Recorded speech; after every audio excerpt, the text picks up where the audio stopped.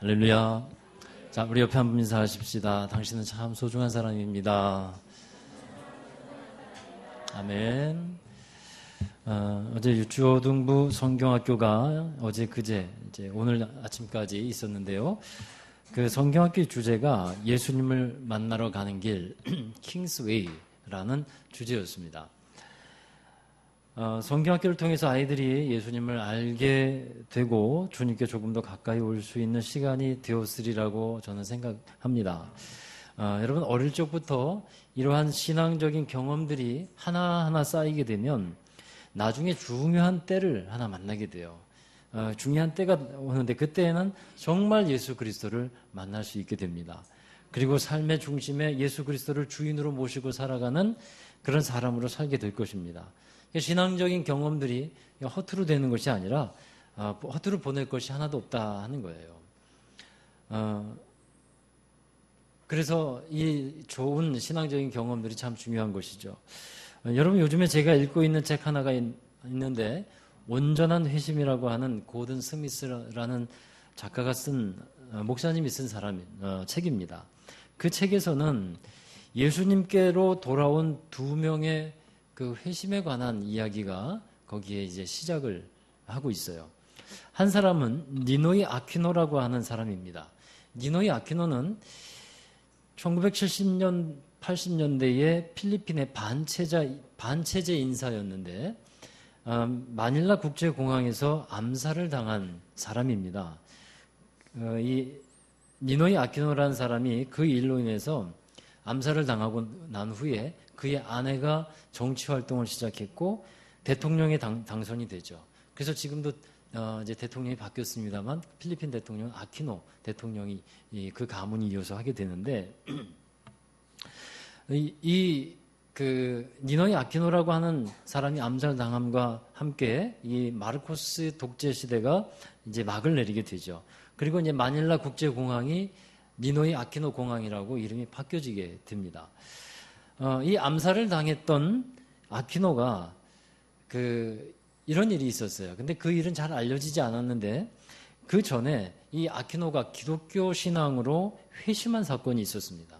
이 아퀴노가 필리핀 외곽의 한 방갈로의 조그만 독방에 감금되어 있었는데 그 안에서 하나님께 자기의 그 억울함을 토로하면서 기도하면서 좌절감에 빠졌을 때가 있었어요. 그때 한 음성이 들려왔다고 합니다. 왜 울부짖고 있느냐? 난 너희에게 엄청난 위로와 명예와 영화를 선물로 주었건만 수백만 명의 내 동족들이 마냥 거부하고 있구나. 내가 잠깐 비참한 지경에 빠뜨렸다고 해서 너는 마치 버릇없이 떼쓰는 어린아이처럼 울부짖고 있으면서 투덜대고 있다. 이런 음성을 듣게 돼요. 이 음성을 듣고서 이 아퀴노는 하나님께 무릎을 꿇습니다. 그리고 용서를 구했고 자신의 인생을 하나님께 드리기로 결단해요. 기꺼이 자기 십자가를 지고 주님을 따르기로 결정을 합니다. 이것이 이 니노이 아퀴노의 회심 이야기예요. 그리고 또 한 명의 회심한 이야기가 나오는데 이 사람은 평범한 사람이에요. 평범한 그 밥 브루스터라고 하는 사람을 예로 들고 있어요. 이 고든 스미스가 담임 목사로 섬기고 있던 교회에서 처음으로 주일 예배에 드리려고 온 밥 브루스터에 관한 말인데 이 밥이라는 사람은 교회에 오기 한 주 전에 사랑하는 아내와 이별을 했습니다. 그게 이제 사별인지 이혼인지는 모르겠어요. 근데 갑자기 불어닥친 상황을 어떻게 감당할 수 있는 길이 없었어요. 그래서 그 감당할 수 없어서 친구들이 다니는 교회로 두 어린 딸을 데리고 나옵니다. 이 밥은 처음에는 교회 맨 뒷자리에 앉아 있다가 한 주 한 주 지나면서 점점 앞으로 나오게 됩니다. 그리고 여러 교회 활동에도 점점 참여하게 되었는데 교회에 나온 지 한 1년쯤 되었을 때 세례를 받겠다고 이 목사님을 찾아왔습니다. 그때에 비로소 자기가 그리스도를 믿기까지의 과정을 듣게 되었는데 이 밥이라는 사람이 회심을 하게 된 것은 그가 그리스도 공동체, 교회에 들어와서 사랑을 받았음을 느끼기 시작했을 때 그때부터 마음에 회심이 일어나기 시작했다는 거예요. 변화가 일어나기 시작했다는 겁니다. 하나님께 자기 자신을 드리고 싶은 마음을 교회에 들어와서 비로소 느끼기 시작했다라는 것입니다. 그러니까 교회 공동체를 통해서 복음을 이해하고 예수님을 따를 결심을 하게 되었다 하는 사실이에요. 여러분, 먼저 말씀드린 니노의 아키노의 회심과 이 밥 브루스터의 회심을 한번 비교해 보세요. 아키노의 회심이 더 극적이고 아주 감동이 있어 보이죠. 그러나 대다수의 그리스도인들의 회심은 이 밥 브루스터의 회심에 가깝더라는 거예요. 어떤 사람이 먼저 그리스도인의 공동체에 참여하면서 교회의 가족이 되고 그리고 활동을 하면서 기독교 신앙을 배우게 되고 공동체를 통해서 예수님을 따르는 자, 또 예수님의 제자로 다시 새로워지고 태어나게 된다는 것입니다. 이것이 그의 책에서 밝히고 있는 바예요. 저는 이 책을 읽으면서 교회가 얼마나 중요한 것인지를 다시 한번 깨닫게 되었습니다. 살아있는 교회의 표식이 되는 것이 있는데 살아있는 교회에서는 회심이라는 것이 활발하게 일어나는 교회입니다. 그것이 살아있는 교회가 된 교회의 한 증거가 된다는 거예요. 회심은 그리스도인이 되는 일에서 정말 중요한 전환점이 되는 사건입니다.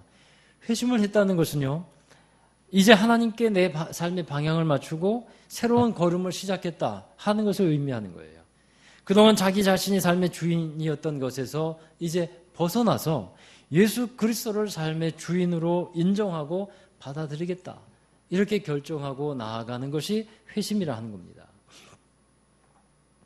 여러분, 한 사람이 주님을 만나는 데 있어서 이 성도들의 협력과 도움이 절대적으로 중요하다는 것을 말씀하고 있는 겁니다. 여러분, 교회는요, 상처를 주는 곳이 아니죠. 그런데 어떤 사람들은 말합니다. 교회에서 상처를 받았다라고 말을 해요. 상처를 받은 것을 보면 그 원인과 종류가 하도 많기 때문에 한마디로 단정할 수는 없지만 여하튼 교회는 상처를 주는 것은 아닙니다. 교회는 상처를 치유하고 그 사람을 회복시키는 곳인 줄로 믿습니다. 상처를 받은 사람들이 와서 회복되는 곳이 교회라는 거예요. 그렇게 될 수 있도록 우리가 그런 교회를 이루어 가야 할 줄로 믿습니다. 우리 모두가 서로를 돕는 관계, 또 사랑하는 관계가 되어야 하고 그것이 참된 교회의 모습이요, 진정한 건강한 교회의 모습이라 하는 것입니다. 여러분, 엄연히 말한다면 혼자 하는 신앙생활은 있을 수가 없습니다. 한 사람이 회심하여 주께로 돌아오기까지 알게 모르게 수많은 사람들의 기도가 있었고 위로와 사랑이 있었고 헌신이 있었다는 거예요. 그래서 그 사람이 하나님께로 돌아올 수 있는 그런 때를 만나게 되는 겁니다. 오늘 저와 여러분이 읽은 본문은 여호수아와 이스라엘 백성들이 요단강을 건너가서 이제 가나안 땅으로 들어가기 바로 전에 있었던 일을 기록하고 있습니다. 요단강을 건너는 이 디데이의 날이에요. 디데이 날. 하나님은 여호수아 1장에서 여호수아에게 마음을 담대하게 하라, 그렇게 말씀하죠. 담대할 수 있는 이유가 무엇이었습니까? 하나님께서 들어가게 하시는 이 가나안 땅은 하나님께서 약속하신 땅이에요. 그래서 담대할 수 있어요. 그리고 또 가나안 땅에 들어가기까지 여러 많은 그 싸움과 일들이 있을 텐데 하나님께서 버리지 아니하시고 함께 하시겠다고 약속했어요. 그래서 그 말씀을 듣고 이 여호수아는 마음을 강하고 담대하게 할 수 있었습니다. 그리고 2장에 가면 여호수아가 이 2명의 정탐꾼을 여리고 성에 미리 들여보내죠. 이스라엘 백성들은 이제 그 정탐꾼이 들어가 있는 동안 3일 동안을 요단강 앞에서 머물러 있게 되는 겁니다. 그리고 드디어 이제 디데이가 되었어요. 여호수아는 백성들에게 말을 합니다. 너희는 레위 지파 제사장들이 너희 하나님 여호와의 언약궤를 메는 것을 보거든 너희의 있는 그곳을 떠나서 그 뒤를 따라라. 제사장을 따르고 그 다음에 언약궤를 따라가라 하는 말씀이에요. 근데 오늘 말씀에 먼저 제가 주목하게 되는 것은 3장 1절에 이런 구절이 있죠. 그와 모든 이스라엘 자손들과 더불어 라는 말씀이 있어요. 요단강을 건너는 데 있어서 모든 이스라엘 백성들이 함께 했다라는 사실이에요. 가나안 땅에 들어가는 것은 함께 더불어 들어간다는 말씀입니다. 몇 사람만 대표로 가는 것도 아니고 지도자들만 가는 것도 아니에요. 모든 사람이 함께 가는 것이 가나안 땅으로 가는 길이었습니다. 이들 이스라엘 백성들에는 중에는 믿음이 강한 사람이 있을 것이고 또 약한 사람도 있을 것입니다. 용기 백배한 사람들도 있지만 두려워 떠는 사람들도 있었을 겁니다. 어떤 사람은 아픈 사람도 있었고 병이 든 사람도 있었을 거예요. 어린아이도 있었을 것이고 청년들도 있었을 겁니다. 이러저러한 다양한 사람들이 있었지만 그 모든 사람들을 아울러서 함께 가야 한다는 것입니다. 이것이 하나님께서 가나안 땅에 들어가게 하는 첫 번째 모습이었어요. 그럼 어떻게 함께 가느냐? 먼저 은혜 받은 자가 도와주라 이런 말씀을 해요. 여러분 함께 가는 은혜의 길이 되기 위해서는 이 서로가 서로에게 어떤 사람이 되어야 하냐면요. 은혜를 서로 받게 하기 위해서 돕는 자가 되어야 하는 것입니다. 특별히 어떤 사람이 먼저 도와야 할까요? 먼저 은혜 받은 사람들이 있다면 그 내가 받은 은혜를 다른 사람이 받을 수 있도록 도와주라 하는 말씀이에요. 여호수아가 특별히 신경을 쓴 사람들이 있습니다. 이 세 지파의 사람들이 있었는데 루벤, 갓, 므낫세 지파 중에 반, 이제 2분의 1에 해당되는 이 사람들을 여호수아가 굉장히 신경을 많이 썼어요. 왜냐하면 이 사람들은 가나안 땅에 들어가기 전에 이미 가나안 동편의 땅을 분배를 받았어요. 가나안 땅에 들어가기 전에 시온이라는 나라의 왕과 바산이라고 하는 나라의 왕이 이스라엘을 막아섭니다. 그들과 이제 싸웠는데 이스라엘이 승리했어요. 그래서 그 두 나라가 갖고 있었던 땅을 차지하게 됩니다. 그러자 이제 루벤, 갓, 므낫세 반 지파 이 사람들이 자기가 이제 동편에서 얻은 그 땅을 자기들한테 달라는 거예요. 그래서 모세가 그 땅을 허락하게 됩니다. 그런데 이 일이 여호수아에게는 굉장히 부담스러운 일이 된 겁니다. 이들이 먼저 땅을 차지하고 먼저 은혜를 받았는데 12지파의 모든 사람들이 동일한 조건이라면 차라리 더 좋겠는데 이 세 지파 사람들이 먼저 받을 것을 다 받아버렸어요. 그래서 문제가 복잡해지기 시작하는 거예요. 여호수아가 가장 걱정하는 것이 뭐냐면요. 분열이라는 거예요. 분열. 가나안 땅으로 들어가서 함께 힘을 합쳐서 싸워야만 합니다. 그래야만 얻을 수 있는 땅이 가나안 땅인데 근데 먼저 은혜 받은 사람이 있는 경우에는요. 은혜 받지 못한 사람들이 또 은혜 받은 사람을 시기하기도 하고 질투하기도 합니다. 불평할 수도 있어요. 아직 땅을 분배받지 못한 지파 사람들은 아마 이렇게 불평할 겁니다. 저 사람들은 뭐냐고요. 저 사람들이 얻은 땅은 우리도 함께 싸워서 얻은 땅인데 우리는 앞으로 더 싸워야 되고 저들은 이제 땅을 얻어서 그냥 가만히 있으면 되고 저들은 이미 자기들 몫을 다 얻었는데 이것은 너무 불공평한 거 아닙니까? 이렇게 불평하고 시기할 수 있는 일이었어요.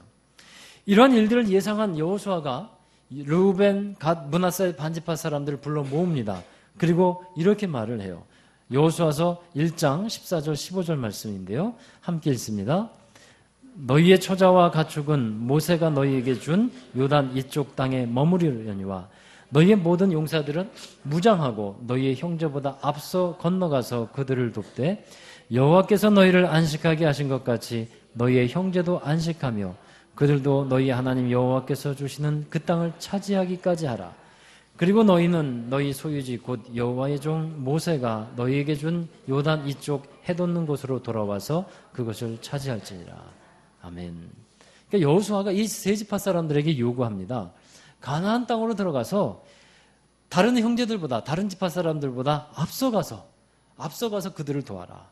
맨 앞 선봉에 서서 싸울 것을 요구하는 거예요.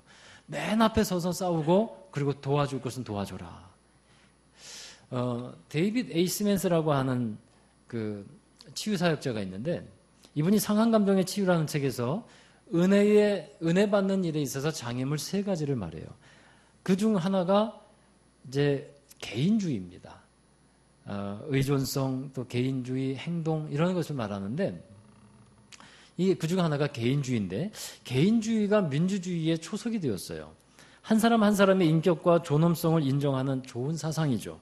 그러나 이 개인주의가 지나치게 되면 공동체를 생각하지 않게 되는 폐단이 생기게 됐습니다. 다른 사람과의 관계를 경시한 채 개인의 그 신앙생활만을 지나치게 강조하는 이 의존적인 개인주의의 복음이 은혜의 장애물이 되었다라는 거예요. 여러분 개인주의자들은 사랑을 수용하지를 못합니다. 왜냐하면 내가 남을 사랑하지 않기 때문에 남이 나를 사랑하는 것도 받아들이지를 않는 거예요. 그럴 이유가 없다는 것이죠. 개인주의자는 그래서 이 엄청난 사랑을 잘 받아들이지 않습니다. 그래서 은혜의 걸림돌이 된다는 거예요. 이 은혜의 걸림돌이 되는 개인주의를 극복하기 위해서는 어떻게 하냐? 먼저 은혜 받은 사람이 맨 앞에 서라는 겁니다. 맨 앞에 서서 무엇을 합니까? 본을 보이라는 거죠. 은혜를 먼저 받았으니까 이제는 본을 보이는 삶을 살아가고, 그리고 다른 사람이 은혜 받을 수 있도록 도와주라 하는 것이에요. 그것이 은혜 받은 사람들의 삶이고, 은혜를 은혜되게 하고 하나님을 더욱더 영화롭게 하는 일인 줄로 믿습니다. 또한 그렇게 했을 때 그 앞서서 행하는 사람에게 주시는 것이 뭐냐면, 비로소 그 하나님께서 주시는 은혜와 축복을 자기의 것으로 만들 수 있다라는 것입니다. 여호수아는 이 세 지파 사람들에게 그것을 말하는 거예요. 너희가 맨 앞에 선봉에 서서 다른 사람들이 땅을 얻기까지 싸우고 그들을 도와줘라. 그렇게 해야만 너희가 먼저 얻은 이 땅을 온전히 차지하게 될 것이다 라는 것을 말씀하고 있어요. 여러분, 여호수아의 이 말대로 이 세 지파 사람들은 가나안 땅에 들어가서 선봉에 서서 다른 사람들이 땅을 차지할 때까지 열심히 싸우게 됩니다. 다른 사람들이 은혜 받을 수 있도록 열심히 도와주는 일을 해요. 그리고 나중에 돌아와서 이제 그들에게 하나님이 주신 그 땅을 그들은 또한 차지하게 됩니다. 함께 들어갈 수 있도록, 가나안 땅에 함께 들어갈 수 있도록 노력해야 한다는 것이죠.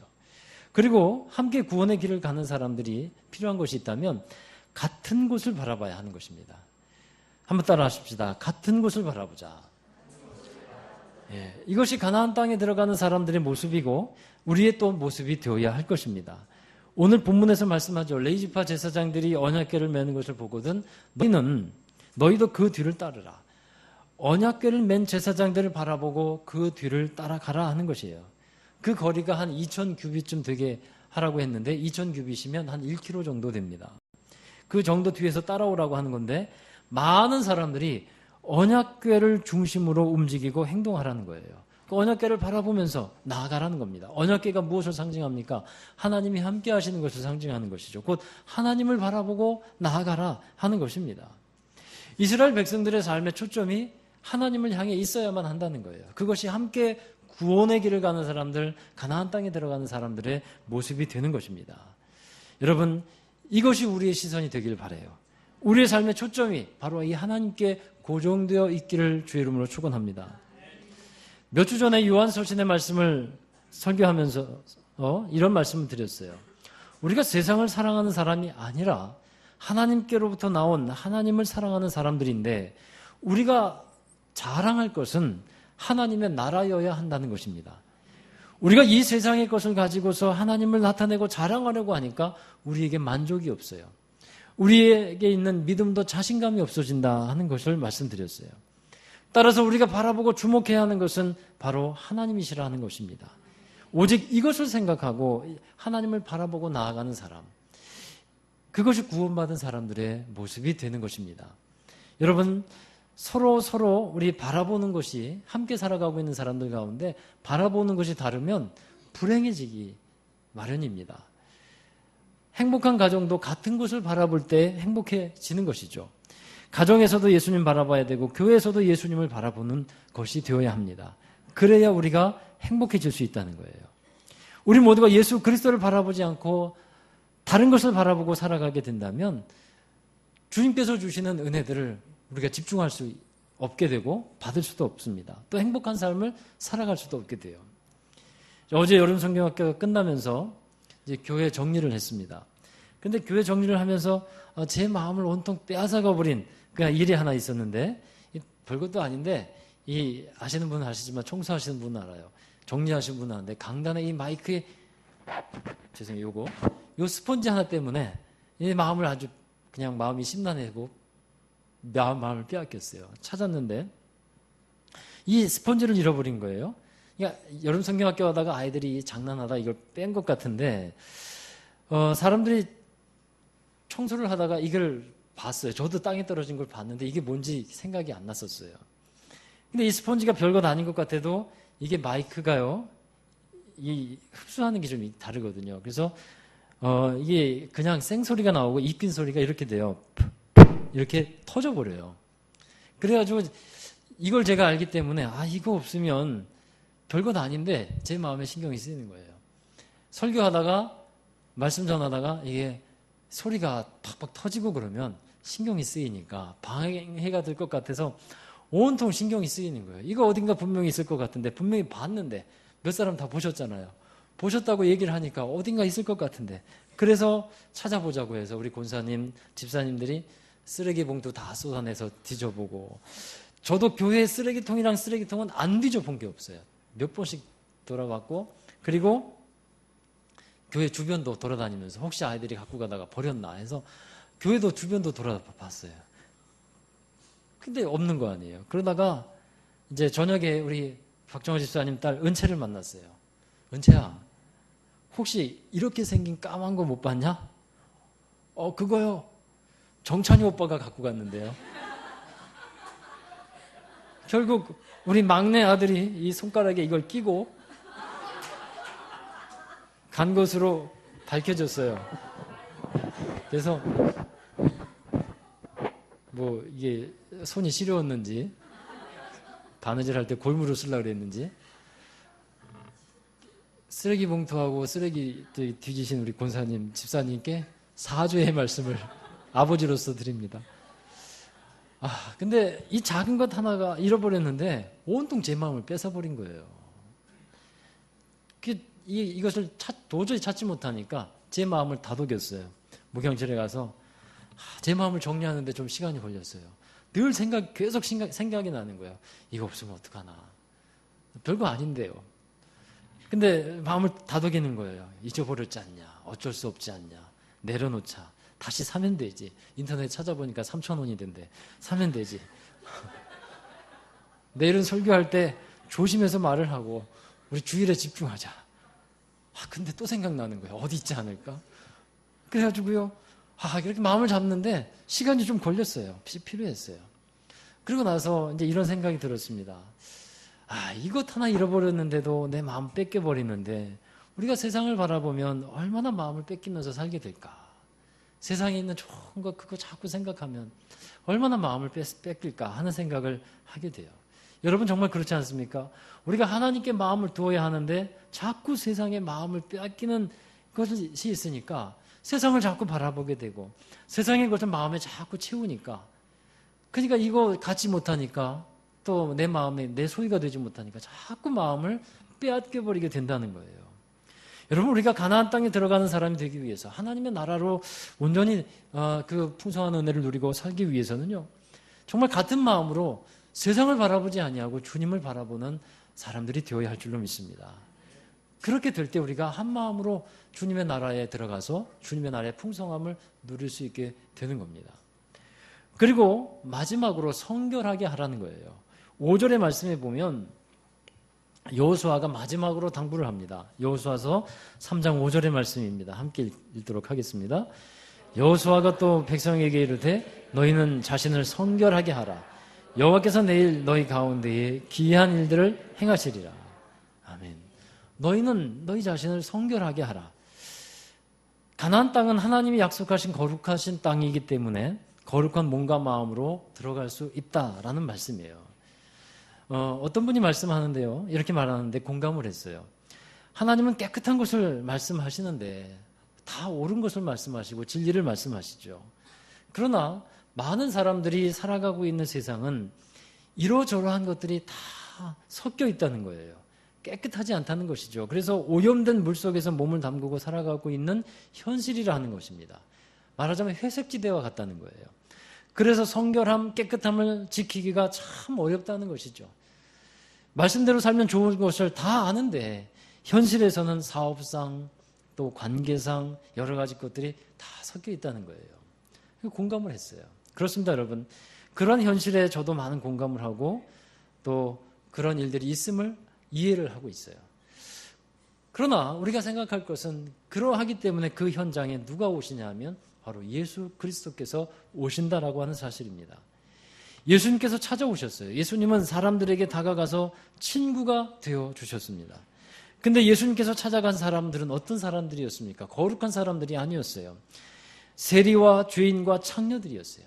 이 세상에서 지저분하기로 소문난 사람들이었습니다. 그 사람들에게 예수님께서 찾아가신 것입니다. 왜 그들에게 가셨을까요? 그들을 죄에서 깨끗게 하시기 위함이었습니다. 그들은 어둠 속에 있는 그 생활 속에서 자신을 지킬 수 있는 능력이나 방법을 알지를 못했습니다. 그런데 이제 그들에게 예수님이라는 분이 찾아가셔서 그들에게 자신을 깨끗하게 할 수 있는, 또 구원받게 할 수 있는 능력이 되고, 또 자신의 삶을 성결하게 할 수 있는 방법이 그들에게 보여지기 시작한 것입니다.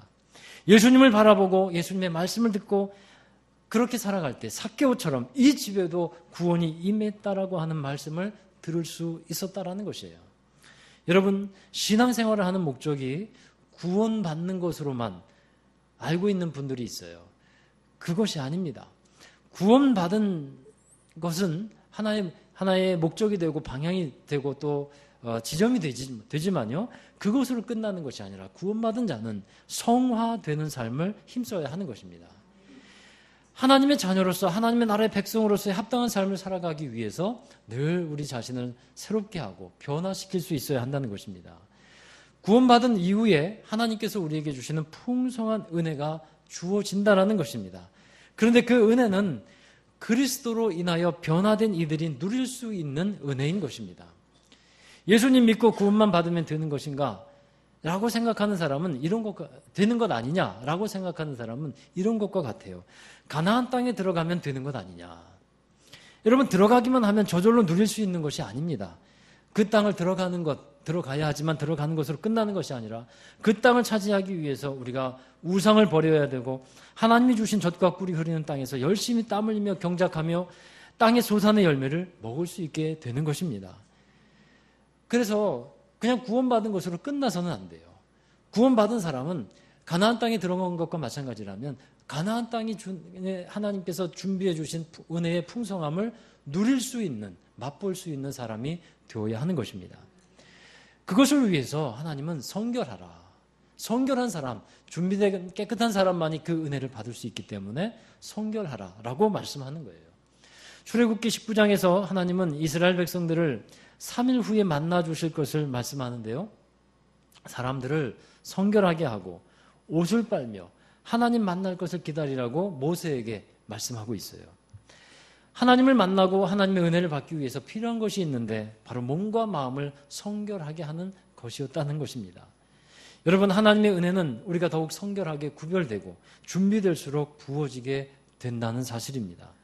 그래서 주님은 우리를 찾아오셨습니다. 그리고 이제 우리에게 요구하시는 것은 성결하게 할 수 있는, 은혜 받을 수 있는 길을 우리에게 열어주셨으니까 이제부터는 세상 보지 말고 나를 봐라. 세상의 것을 생각지 말고 세상을 이기신 주님을 깊이 생각하라. 그렇게 말씀하고 계시는 것입니다.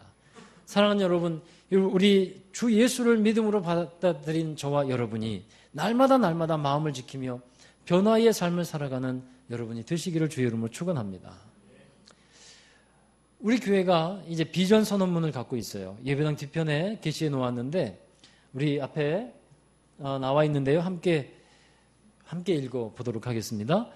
예수 그리스도를 믿는 이들이 교회를 이루며 말씀과 기도로 훈련된 주의 제자가 되어 성령의 능력으로 하나님의 나라를 회복한다. 아멘. 이것이 우리 교회가 갖고 있는 비전이고 또 선언으로 적어놨습니다. 여러분, 우리 모두가 예수 그리스도를 믿는 사람들로서 교회가 되었다는 거예요. 이제 우리는 더욱더 변화되어야 합니다. 그리고 더 성화되고 훈련되어 받고 주님의 제자로서 세워지고 또 주님의 제자로서 세상에 나아가야 할 것입니다. 우리의 힘으로 하는 것이 아니라 성령의 능력으로 세상에서 우리가 살고 있는 곳에서 하나님의 나라를 회복해가는 사람들이 되어야 하는 것입니다. 여러분, 이 일은 혼자 이루는 것이 아니라 하는 것이에요. 이스라엘 백성들이 함께 더불어 가나안 땅에 들어갔듯이 우리 모두도 함께 구원의 길, 그리스도의 제자의 길을 걸어가야 하는 것입니다. 그 길을 걸어가는데 여러분 한번 생각해 보십시오. 여러분이 도울 사람이 있습니까? 먼저 은혜 받은 사람으로서 다른 사람을 구원으로 이끄시는 하나님의 역사에 그들도 함께 하기를 해야 하는 사람들이 있다면 여러분 앞에 서십시오. 그리고 그들을 돕는 여러분이 되시기를 주의 이름으로 축원합니다. 그래서 우리 모두가 하나님의 나라에 함께 가는, 함께 하나님의 나라의 축복을 누리는 우리 제자로 교회 우리 성도들 되시기를 다시 한번 주의 이름으로 축원합니다. 기도하겠습니다. 은혜와 사랑의 하나님, 우리를 주님의 나라로 이끌어 주심을 감사를 드립니다. 하나님, 믿음으로 요단강을 건너서 가나안 땅에 들어갔던 이스라엘 백성들처럼 저희들 또한 믿음으로 예수 그리스도를 믿음으로 교회를 이루게 하시고 또 하나님의 나라의 백성들로 살게 하여 주심을 감사를 드립니다.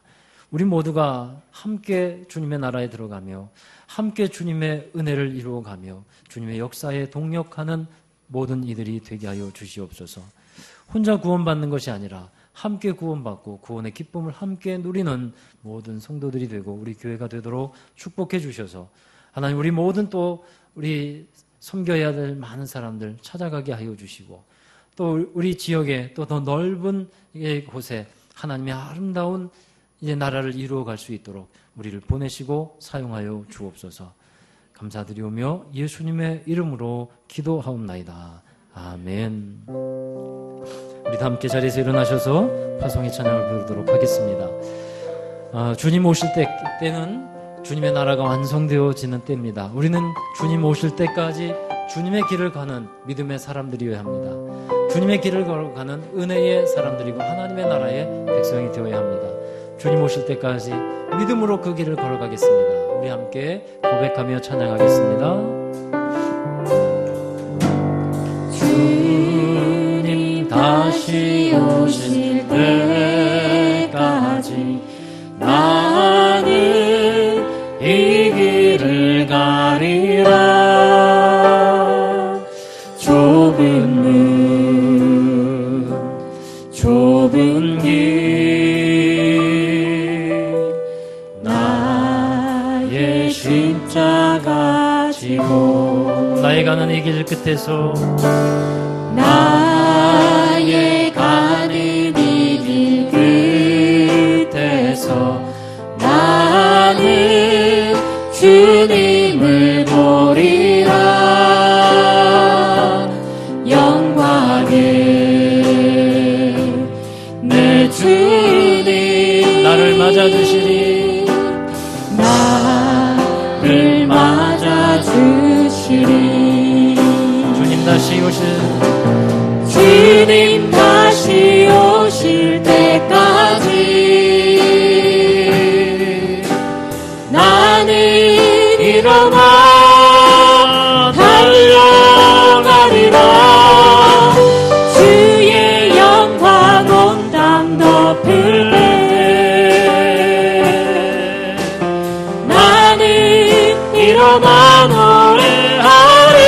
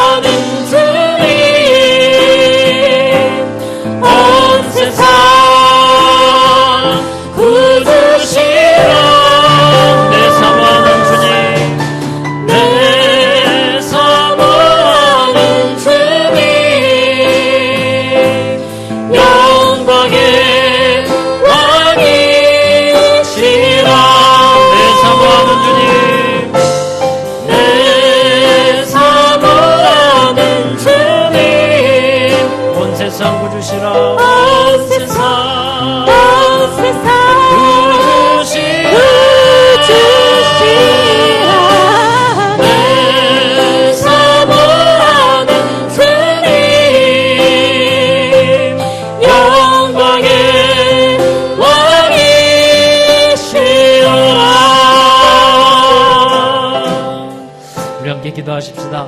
여러분, 우리 가나안 땅에 들어가는 이스라엘 백성들처럼 우리는 하나님의 나라에 들어가는 사람들입니다. 하나님께로부터 난 하나님의 사람들입니다. 우리 함께 그 길을 걸어가길 원하고, 우리 이 시간에 기도할 것은 내가 먼저 은혜 받은 자로서 다른 사람을 하나님의 은혜 가운데 인도하여 주는 그런 돕는 자가 되기를 원합니다. 그래야 우리 함께 그 길을, 믿음의 길을, 구원의 길을 걸어가는 자가 되기를 원하고, 또 우리 모두가 함께 예수 그리스도만을 바라보기를 원합니다. 세상을 바라보지 아니하고 주님만을 바라보며 주님께서 주시는 성결함과 거룩함과 온전함을 입고 세상을 이기는 믿음의 사람으로서 참된 하나님의 나라의 풍성함을 누리게 하여 주옵소서. 이 두 가지 기도 제목으로 함께 통성으로 기도하시도록 하겠습니다. 기도하시겠습니다. 거룩하신 아버지 하나님, 감사합니다. 오늘도 허락하신 귀한 말씀 기억하며 주님께 기도합니다. 우리의 삶을 하나님께 맡기고 믿음으로 살아가는 모든 성도들 하나님 사랑하여 주시고 기억하여 주셔서 진실로 저희들의 삶 가운데 놀라운 하나님의 은혜를 부어주시고 가나안 땅의 축복으로 함께하여 주시옵소서. 하나님 나라의 풍성함을 누릴 수 있도록 도우시고 역사하여 주시옵소서. 우리 모두가 하나님 한 사람 한 사람이 서로 연합하여 주님의 나라를 이루게 하시고 귀한 교회를 이루게 하여 주셔서 주님께 아버지의 영광 돌리는 삶을 살게 하시고 하나님 나라에 함께 들어가는 믿음의 사람들이 되게 하여 주옵소서. 내가 도와야 될 이들이 누가 있습니까? 앞서서 하나님 본을 보이며 하나님 도와줘야 될 만남이 있습니까? 하나님 찾게 하여 주시고 알게 하여 주시옵소서.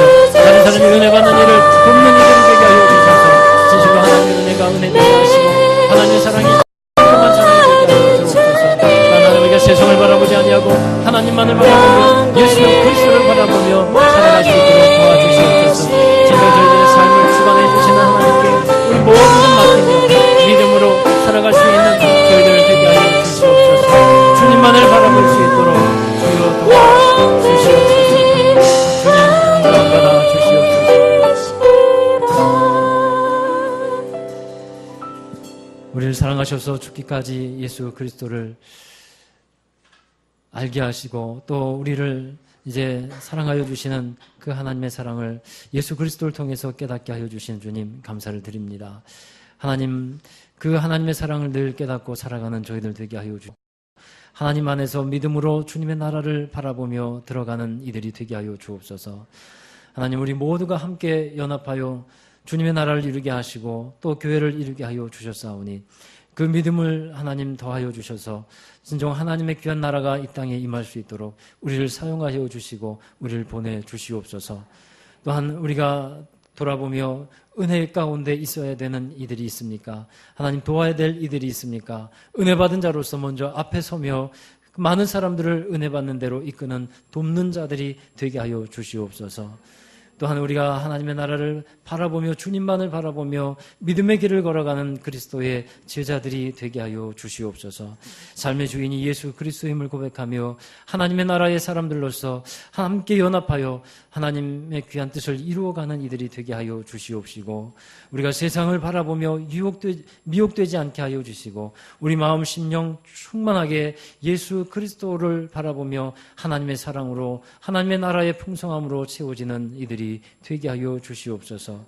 우리 자신을 또한 깨끗게 하기를 원합니다. 성결케 하기를 원합니다. 주의 말씀과 기도로 깨끗해지게 하여 주시옵시고 우리가 진정 하나님의 귀한 은혜 가운데 믿음으로 하나님의 나라를 받는 그런 준비된 자들이 될 수 있도록 주님 축복해 주시옵소서.